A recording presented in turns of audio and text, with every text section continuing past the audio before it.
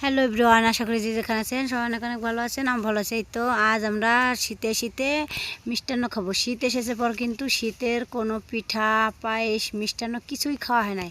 তো বৌদি এসেছে, ভাবলাম বৌদি থাকতে সব পদের পিঠা।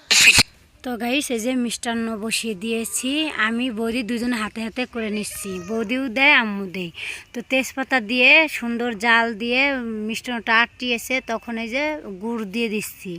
তো গুড় দিব আর চিনি দেবো, বেশি দিব গুড় আর কম দিব চিনি, তা না হলে খালি গুড়ে পোষাবে না। তো গুড়ের যে দাম, গুড় কিন্তু বৌদি আসার সময় বাড়ি থেকে নিয়েছে। তো আমার ছোটদা গুড় কিনে দিয়েছে, 6 কেজি গুড় এনেছে। তো ওই গুড় দিয়েই আজ আমি মিষ্টান্ন রান্না করে নিচ্ছি। তো ওই যে মিষ্টান্ন নামানোর আগে আগে একটু জাল দেওয়া দুধ দিয়ে এখন মিষ্টান্নটা নামাবো। এইভাবে দুধ দিয়ে নামালে মিষ্টান্নের কালারটা সেই পারফেক্ট হয়। তো অলরেডি মিষ্টান্ন রান্না শেষ। তো অনেকগুলো মিষ্টান্ন রান্না করেছি, আজ পেট পুরে মিষ্টান্ন খাবো।